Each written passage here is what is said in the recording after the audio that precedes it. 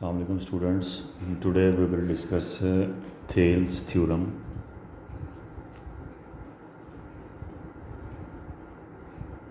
Thiel एक mathematician का नाम है, उसके नाम पे ये थ्योरम है। ये थ्योरम उसने दिया था। तो हम पहले इसकी स्टेटमेंट देखते हैं और बाद में इसके प्रूफ की तरफ चलते हैं, जो कि हर थ्योरम का मेथड होता है। तो इसकी स्टेटमेंट है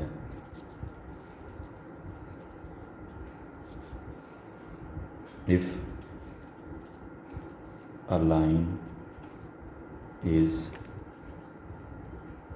drawn parallel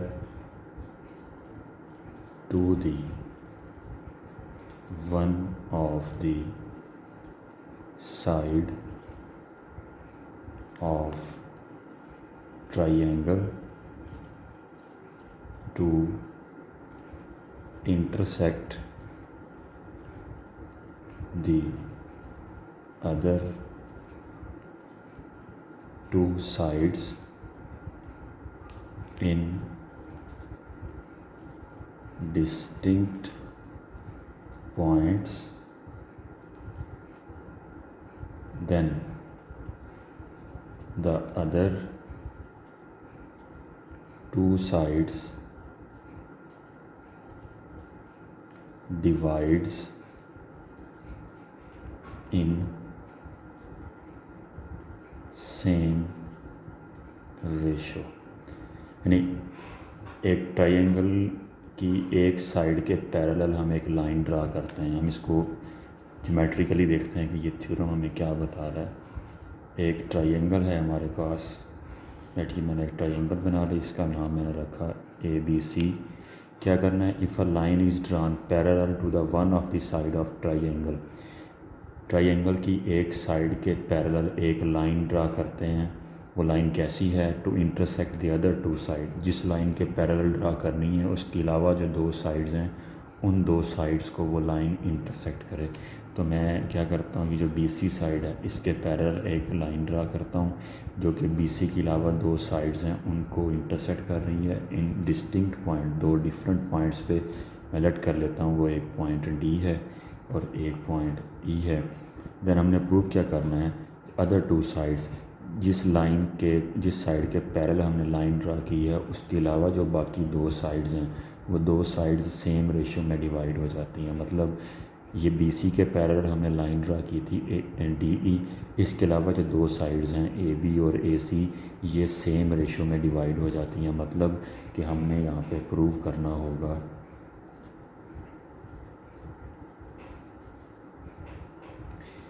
AD ratio DB, this is equals to AE ratio EC। हम एक लाइन ड्रा कर रहे हैं ट्रायंगल की एक साइड के पैरेलल जो बाकी दो साइड्स को दो डिफरेंट पॉइंट्स पर इंटरसेक्ट करती है। तो क्या होगा कि जो उस एक साइड के अलावा दो साइड्स हैं वो सेम रेशो में डिवाइड हो जाएंगी। ये हमने प्रूफ करना है। तो हम इसके प्रूफ की तरफ चलते हैं। तो पहले हम लिख लेते हैं कि हमें गिवन क्या है, ताकि हमें इसको समझने में थोड़ा सा और आसानी मिल जाए। We have a triangle ABC, और ये कैसी ट्रायंगल है, इन विच अ लाइन DE, जैसे कि हमने ऊपर ड्रा की, अ लाइन DE इज़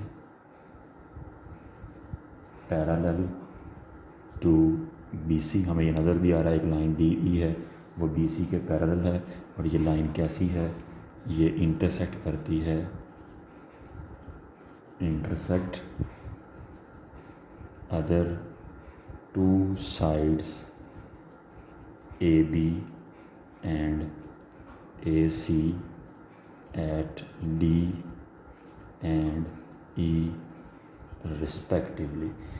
एक ट्रायंगल है ABC जिस पे हम एक लाइन ड्रा करते हैं DE जो कि BC के पैरेलल है, और वो क्या कर रही है, वो AB और AC को D और E पर इंटरसेक्ट करती है। ये था हमें गिवन। तो हम इसके लिए थोड़ी सी कंस्ट्रक्शन करते हैं। तो कंस्ट्रक्शन के लिए हम इसकी फ़िगर जो है वो एक मरतबा फिर बनाते हैं। ये तो हम इसके लिए कंस्ट्रक्शन कर रहे हैं।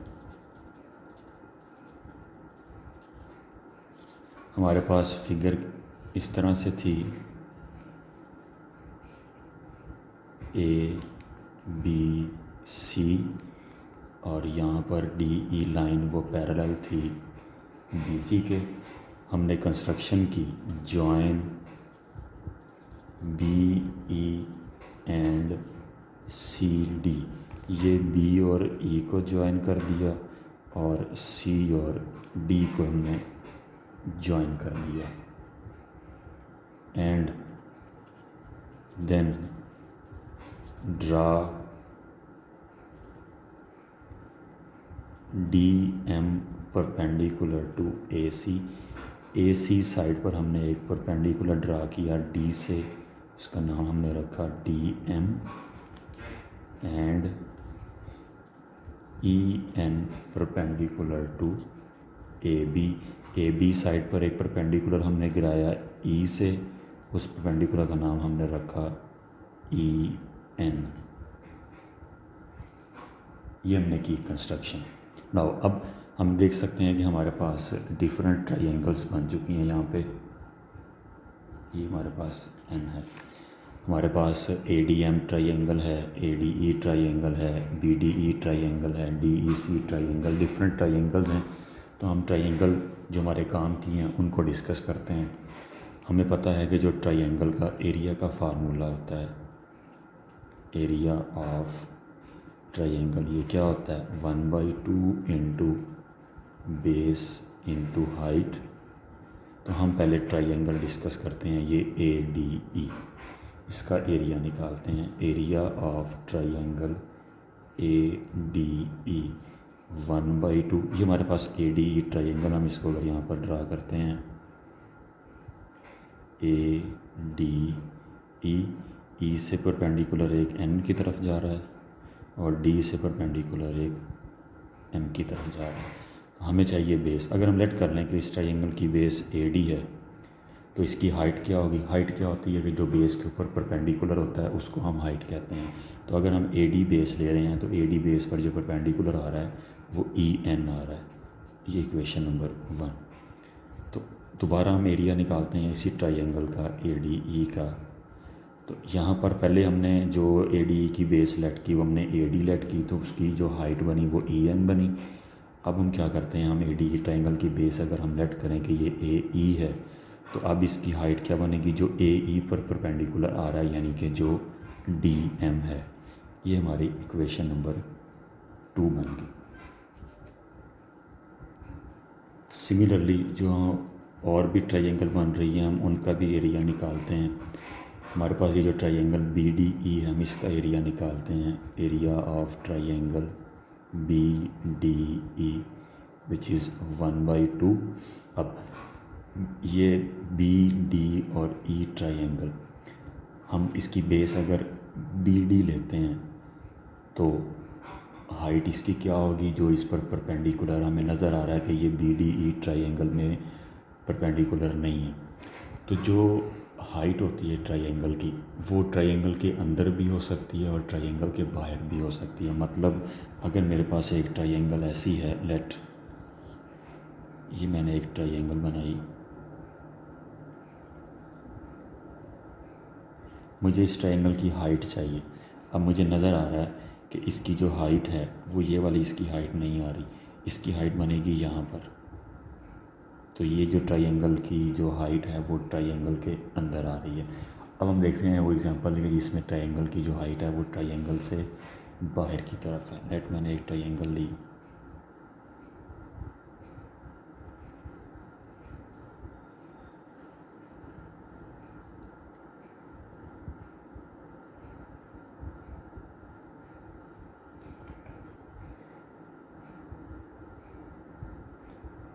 तो ये ट्रायंगल हम दोबारा एक बनाते हैं। हमने क्या की, हम एक ट्रायंगल लेते हैं इस तरह,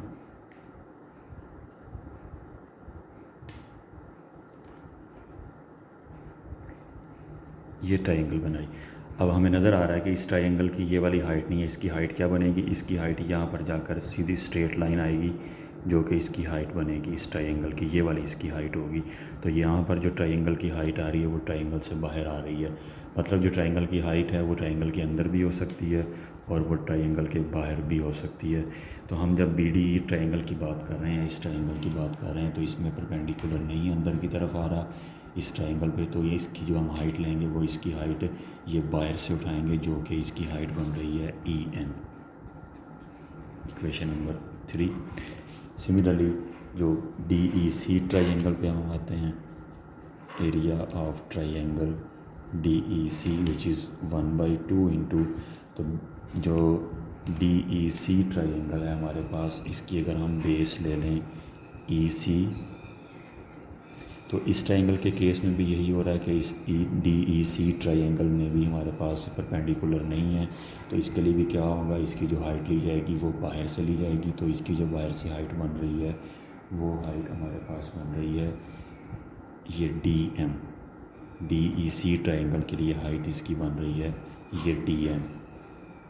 ये हमारी बन गई इक्वेशन नंबर 4। तो अब हम इक्वेशन नंबर 1 और 3 को डिवाइड करते हैं और 2 और 4 को डिवाइड करते हैं। डिवाइडिंग 1/3 यानी area of triangle A D E divided by area of triangle B D E, this is equals to 1/2 multiplied by A D multiplied by E N upon 1/2 multiplied by B D multiplied by E N. E N से cancel, 1/2 से cancel, तो ये आ जाएगा A D over B D, that this is equation number A. तो अब हम क्या करते हैं, हम इक्वेशन नंबर 2 और इक्वेशन नंबर 4 को डिवाइड कर देते हैं। Dividing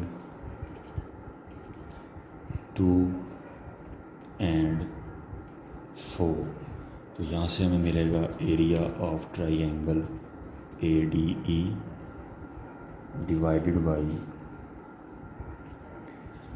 area of triangle D E C is equals to 1/2 into A E into D M upon 1/2 into A C into D M से कैंसिल, 1/2 से कैंसिल, तो ये आ जाएगा ए ई ओवर ई सी। ये हमारी आ गई इक्वेशन नंबर बी। तो हम दोबारा यहाँ पर फिगर बना के उससे एक चीज़ और एक्सट्रैक्ट करते हैं। हमने फिगर इस तरह से बनाई थी कि एक ट्रायंगल थी हमारे पास ए बी सी के पैरेलल लाइन थी डी ई, हमने बी को ई से ज्वाइन किया, डी को सी से ज्वाइन किया, डी से ए बी पर परपेंडिकुलर गिराया जिसका नाम हमने एम रखा, और ई से हमने ए बी पर परपेंडिकुलर गिराया जिसका नाम हमने एन रखा। नाउ अब इसमें हो क्या रहा है कि ये जो डी ई सी ट्रायंगल और बी डी ई ट्रायंगल बन रही है, ये दो ट्रायंगल्स के दरमियान में आ रही है। वो कौन कौन सी ट्रायंगल हैं, एक ए बी सी और एक A D E. A B C triangle और ए डी ई ट्रायंगल के अंदर ये दोनों ट्रायंगल्स आ रही हैं। तो अगर दो ऐसी ट्रायंगल हों जो कि दो ट्रायंगल के बेसिस के बिटवीन हों, तो उन ट्रायंगल के जो एरियाज़ होते हैं वो इक्वल होते हैं।